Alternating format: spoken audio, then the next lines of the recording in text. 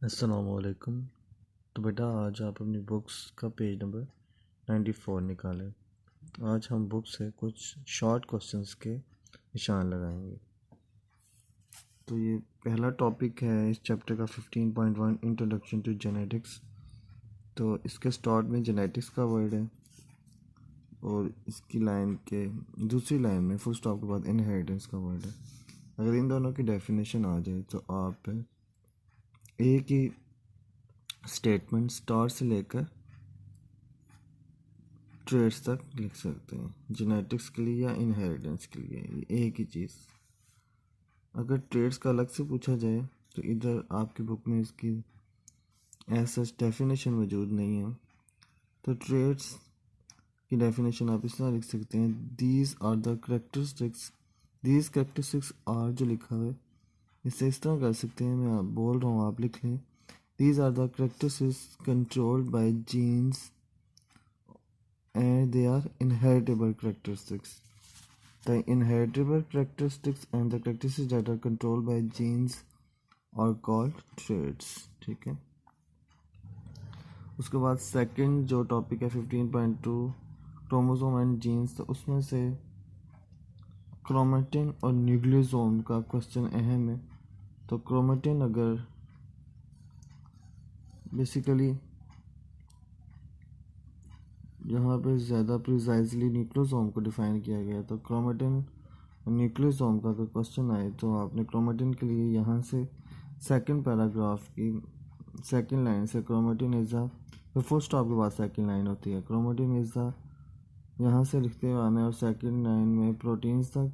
और फिर न्यूक्लियोसोम के लिए इसके आगे से ही डीएनए से लेकर न्यूक्लियोसोम जहाँ वर्ड बोल्ड करके लिखा हुआ है। उसके बाद नेक्स्ट आपने पेज नंबर 97 निकालना है। तो उसमें ट्रांसक्रिप्शन और ट्रांसलेशन बोल्ड करके अल्फाज लिखे हुए आपको नज़र आ जाएंगे उस पेज के पहले पैराग्राफ में। तो इनकी डेफिनेशन हमने करनी है। तो 1 2 3 4 5th लाइन में जहाँ पे लिखा हुआ है डीएनए न्यूक्लियोटाइड इज कॉपीड, यहाँ से लेकर वर्ड ट्रांसक्रिप्शन तक ट्रांसक्रिप्शन की डेफिनेशन है और उससे आगे द मैसेंजर आरएनए से लेकर वर्ड ट्रांसलेशन तक ट्रांसलेशन की डेफिनेशन। क्लियर। उसके बाद उसके नेक्स्ट पैराग्राफ में लोकाई जो टर्म है उसकी डेफिनेशन है, उसकी आपने लास्ट लाइन से लिखना है, द लोकेशन और पोजीशन ऑफ जीन्स और chromosome are known as loci singular locus. ठीक है। उसके बाद उसका जो नेक्स्ट पैराग्राफ है इस पेज पे उसमें एलियस की डेफिनेशन है। तो 1 2 3 4 5 6 7 8 9 10 11th वाली लाइन में आपने आ जाना है और उसके स्टार से लिखना है, the alternate form of a gene are called alleles, और यहाँ से लिखते हुए आके फिर ये थर्ड लाइन में जो वर्ड नज़र आ रहा है वन एंड अदर यहाँ तक। उसके बाद जीनोटाइप एंड इट्स टाइप्स के बारे में जिक्र है। तो जीनोटाइप की डेफिनेशन जो है, the specific combination of gene in an individual is called genotype, यहाँ तक आप लिख सकते हैं। और इसकी टाइप की अगर बात की जाए तो it is of two types, that is homozygous and heterozygous. तो यहाँ तक आप जीनोटाइप के लिए लिख लीजिएगा और फिर इसकी टाइप्स की जो डेफिनेशन है और थर्ड लास्ट लाइन में द जीनोटाइप से लेकर एंड तक आपने हेट्रोजाइगस जीनोटाइप तक लिख लेनी है। फिर उससे next dominant Aleel and recessive अलील की डेफिनेशन, तो वो यहाँ वन से स्टार्ट करनी है आपने। हम आएंगे नेक्स्ट पेज पे ये रिसेसिव वर्ड तक, दोनों की डेफिनेशन हो जाएगी।